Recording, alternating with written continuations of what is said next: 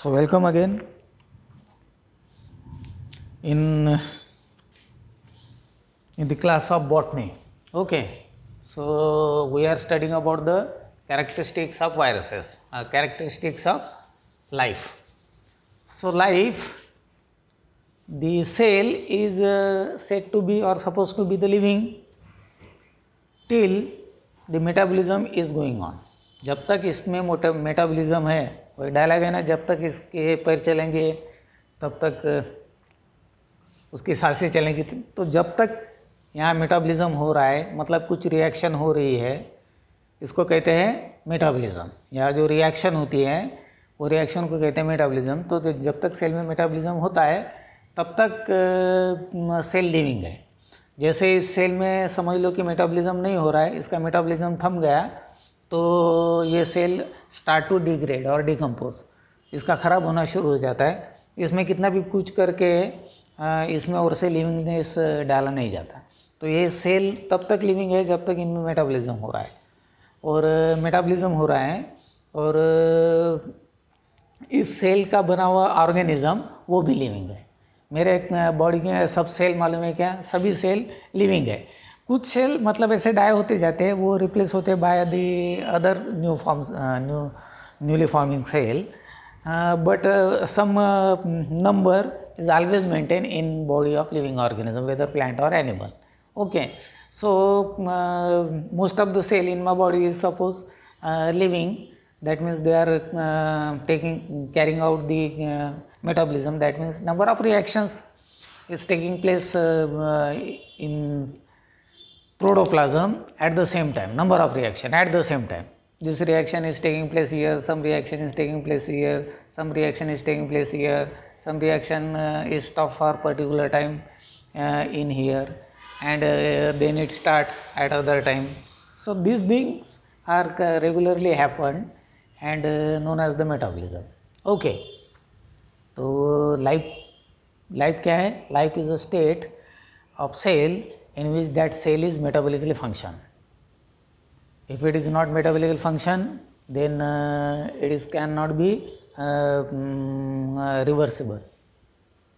We cannot give that cell its life again as they start to degrade. Okay, so this is the sign of life. So living organism is said to be alive when their cell are metabolically active, and they show some characters. So first character is that if a thing is organism, it must be made up of cell. So except virus, every other living organism on this earth or in this world is cellular one. And cell, you know, there is a cell membrane, nucleus, mitochondria. If it is a plant cell, if it is animal cell, there is no chloroplast. Okay. Nucleus is always there, and inside the nucleus there are DNA. Okay, if it is plant cell, then there is additional cell wall is there. Cell wall is there, and some other organelle, that is the chloroplast, is also there. So along with mitochondria, chloroplast is present in the plant cell, and plant cell always have the cell wall, and animal cell don't have cell wall. It don't have cell wall. Okay. So this is the difference between animal cell and plant cell. Okay, plant cell have cell wall and the chloroplast, and animal cell don't have cell wall and the chloroplast. But mitochondria, nucleus, ribosome, Golgi complex, etc. all are similar in plant and animal. Okay, and protoplasm, if they are cellular, cell is not empty here one. It is not empty. It is filled with some fluid, and the fluid and cell organelle. Cell, cytoplasm, nucleus, Golgi complex, endoplasmic reticulum, chloroplast, all these things. Cytoplasm is the liquid, and these are the cell organelles. These are known as cell organelles. Golgi complex, nucleus, mitochondria, chloroplast, endoplasmic reticulum, all these are known as the cell organelles. So cell organelle along with the cytoplasm, which is liquid, collectively known as protoplasm. protoplasm along with the membrane. Along with the membrane. If it is a plant cell, then plant cell have cell wall. If you remove cell wall from the plant cell, then you will get the protoplast. So membrane is also a part of protoplast. Protoplast consists of, protoplast में क्या आता है, membrane भी आता है, cytoplasm भी आता है, न्यूक्लियस भी आता है, सेल ऑर्गेनेल, पूरा ये structure, that is the protoplasm. So animal cell is nothing but the protoplasm. और plant cell without cell wall के बगैर का plant cell known as the protoplasm.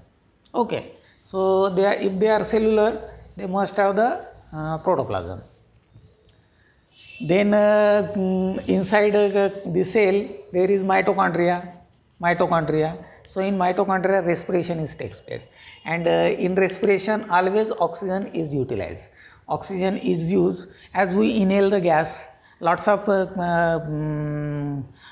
gases are there in air. When we inhale air अपन लेते हैं, inhale करते हैं, तो carbon dioxide भी जाता है, सल्फर डाइऑक्साइड भी जाता है, ऑक्सीजन भी जाता है, हाइड्रोजन भी जाता है, ठीक है, कार्बन मोनोऑक्साइड भी जाता है, सभी जाते हैं. जो कुछ मतलब गैस या जितने भी एयर में gas, air is nothing but the mixture of gases. Okay, तो जितने गैसेस है वो सब जा रहे हैं, लेकिन मेरे लंग्स में मालूम है क्या, सिर्फ ऑक्सीजन वो एब्सॉर्ब करता है, और बाकी के गैस मतलब पूरा का पूरा भी ऑक्सीजन एब्सॉर्ब नहीं करता है, मतलब 50-60% ऑक्सीजन एब्सॉर्ब करता है, और बाकी का जो अनयूज पार्ट है, थोड़ा सा ऑक्सीजन भी बचा रहता है, वो सब अपन एक्सेल करते, बाहर निकालते, और फिर ये ऑक्सीजन पूरे सेल में फैलता है, और सेल में जाके माइटोकॉन्ड्रिया में जाता है, और वहाँ पे एटीपी तैयार होती है. एटीपी, एडिनोसाइन ट्राइफॉस्फेट, ये तैयार होता है, that is the energy molecule तैयार होते हैं, और एनर्जी मॉलिक्यूल से ही पूरी एनर्जी सेल को मिलती है, वो ऑर्गेनिज्म को मिलती है. सेल को एनर्जी ऐसे धूप में से खड़े रहने से नहीं मिलती है, तो उसमें रेस्पिरेशन होता है. प्लांट सेल में भी वैसे ही वो ऑक्सीजन एब्सॉर्ब करते हैं. लीफ में ऐसे छोटे छोटे ऐसे होल्स रहते हैं, लीफ में बारीक, अगर माइक्रोस्कोप में देखेंगे तो आपको ऐसे होल्स दिखाई देंगे, which is known as the stomatas. Okay, तो स्टोमाटा से वो ऑक्सीजन लेते हैं, वो ऑक्सीजन वो सेल के अंदर जाता है, वहाँ रेस्पिरेशन होता है, रेस्पिरेशन में O2 बनता है और CO2 निकलता है. वो CO2 जब अपन लेते हैं, जितना CO2 समझ लो कि मैंने 10% ऑक्सीजन लिया और 10% CO2 लिया, तो जब मैं एक्सेल करता हूँ तो क्या होता है कि सेल के अंदर का लाया वाला कार्बन डाइऑक्साइड भी उसके साथ में मिल जाता है. तो मैं जब छोड़ता हूँ तो 15% CO2 रहता है, और 10% जो मैंने अंदर लिया था वो ऑक्सीजन, उसमें से 5% तो एब्सॉर्ब हो गया, 5% जो बचा था वो बाहर निकला है, वो अगली बार में यूटिलाइज हो जाएगा. ठीक है, तो सभी केसेस में, प्लांट, एनिमल, बैक्टीरिया, सभी में, वायरस को छोड़ के, प्रोटोजोआ, अलगी, फंजाई, सभी में क्या होता है कि ऑक्सीजन को यूज़ किया जाता है in the process known as respiration. The process is known as respiration, and that process is the cellular, takes place at cellular level, respiration. Okay, we only exhale and inhale and exhale the gases, but respiration, it is not respiration.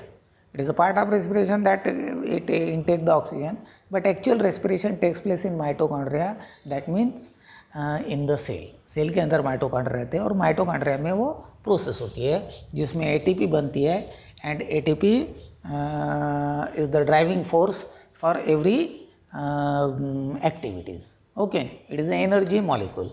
Then reproduction, अगर ये living organism है, ये समझ लो virus को छोड़ के अगर bacteria के लेते हैं, बैक्टीरिया यूनिसेलुलर ऑर्गेनिज्म है, ये सपोज समझ लो कि बैक्टीरिया है, ये बैक्टीरिया है, ठीक है, इसमें माइटोकॉन्ड्रिया मतलब कुछ भी नहीं रहता, इसमें न्यूक्लियस भी नहीं रहता, तो फिर डीएनए कैसे रहता है, या साइटोप्लाज्म रहता है, और साइटोप्लाज्म में ऐसा एक लार्ज सिंगल सर्कुलर डीएनए रहता है, विच इज़ कॉइल्ड, एक ही रिंग शेप का डीएनए रहता है, जेनेटिक मटेरियल उसका, बाकी सेल ऑर्गेनेल वगैरह नहीं रहते हैं, ठीक है.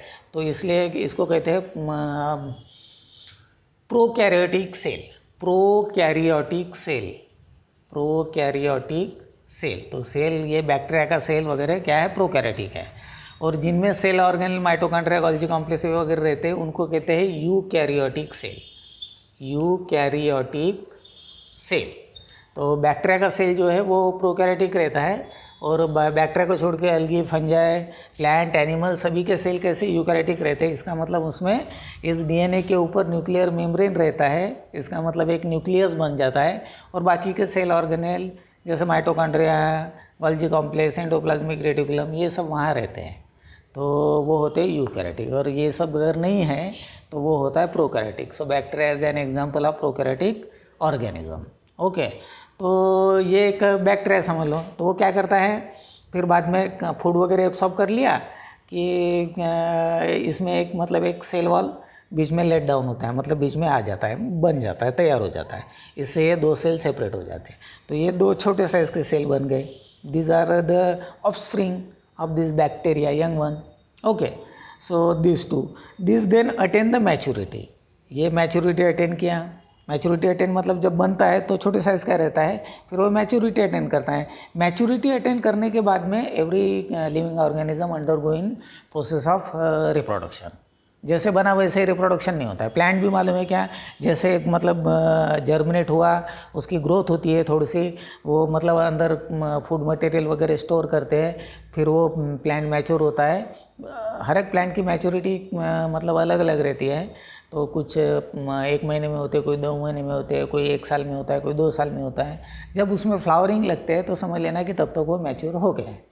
तो फ्लावरिंग लग गया मतलब मैच्योर हो गया। अब फ्लावर मतलब रिप्रोडक्टिव ऑर्गन है प्लांट के, ठीक है। अब प्लांट, फ्लावरिंग प्लांट अलग है, और बाकी इसमें फ्लावर नहीं आता तो वो रिप्रोडक्शन नहीं करते क्या, वो भी करते हैं, लेकिन कुछ दिनों बाद पहले वो मैच्योरिटी अटेंड करते हैं। मैच्योरिटी अटेंड करने के बाद में वो रिप्रोडक्शन करते हैं। तो रिप्रोडक्शन में वही ऑर्गेनिज्म अपने जैसे दूसरे ऑर्गेनिज्म को जन्म देता है। तो पहले खुद कई मतलब उसके ग्रैंडफादर से वो तैयार हुआ है, मतलब ऑलरेडी प्रोड्यूस हुआ है। वो मैच्योरिटी अटेंड करने के बाद में दूसरा एक प्रोड्यूस करने में कैपेबल है, सक्षम है, तो वो और से रिप्रोडक्शन कर रहा है। Already produce and again are capable to produce the another organism. That organism after attaining their maturity then produces the then mature their sex organ etc., and they carried out their reproduction. Again they are capable to produce their similar organism which is similar with their parent, or from the organism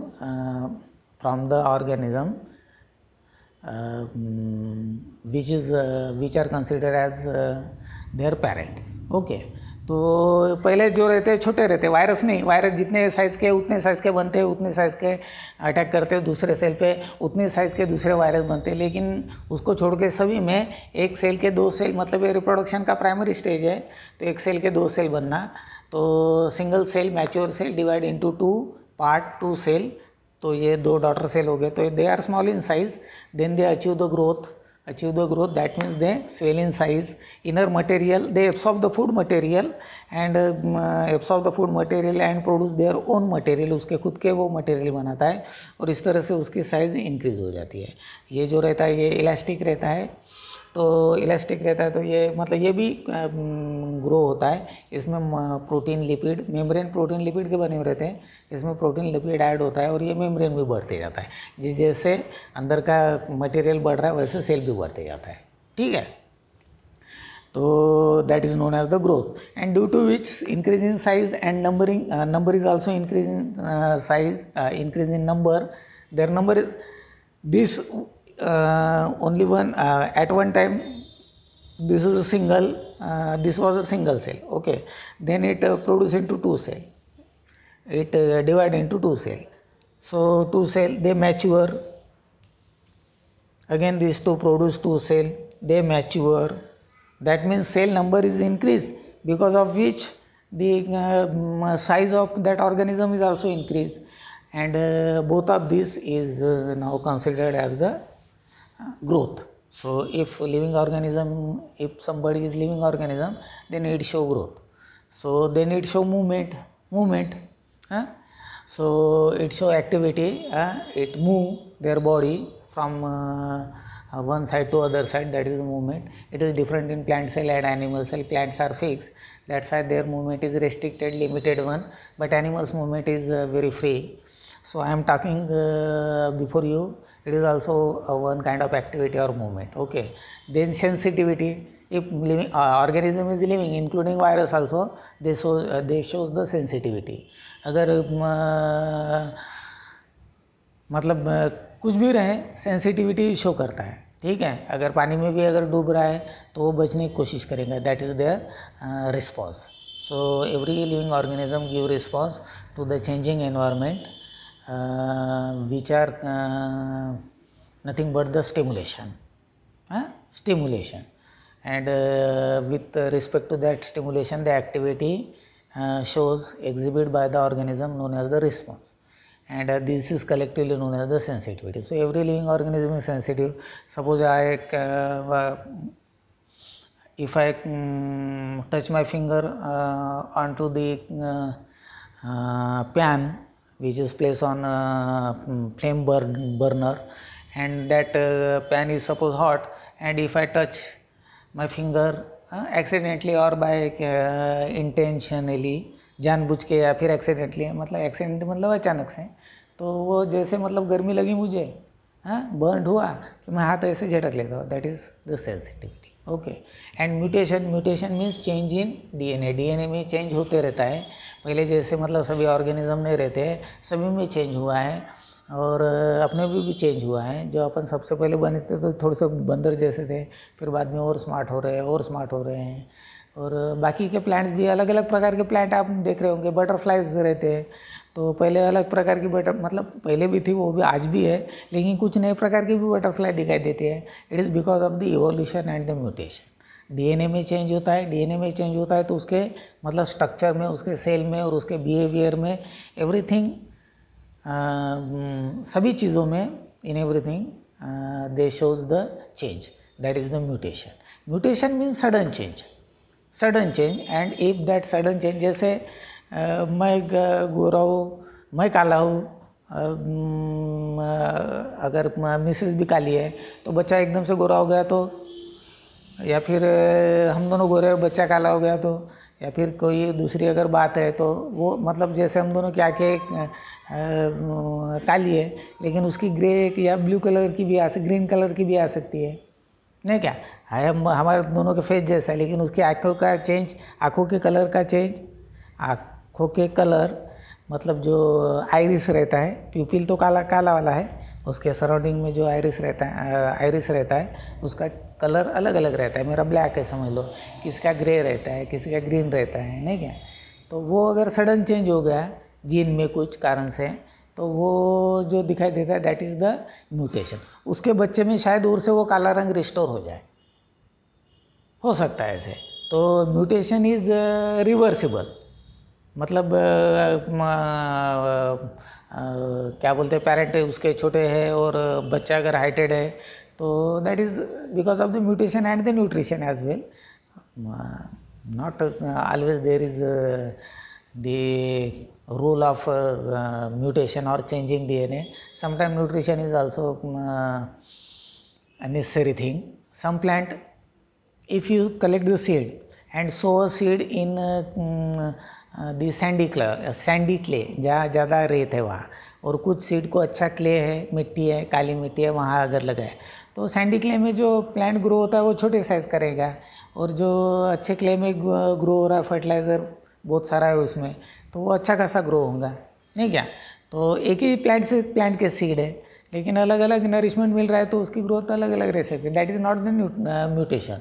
mutation means change in DNA, sudden change in DNA which can be reversible. मतलब अगले time में वो और से पहले जैसे भी बन सकता है. लेकिन इवोल्यूशन में क्या होता है कि जो चेंज रहता है जीन में या फिर डीएनए में, वो चेंज जो है वो परमानेंट रहता है, and it is permanent, non-reversible, and that is known as the evolution, which takes place very slowly. And mutation takes place suddenly or abruptly.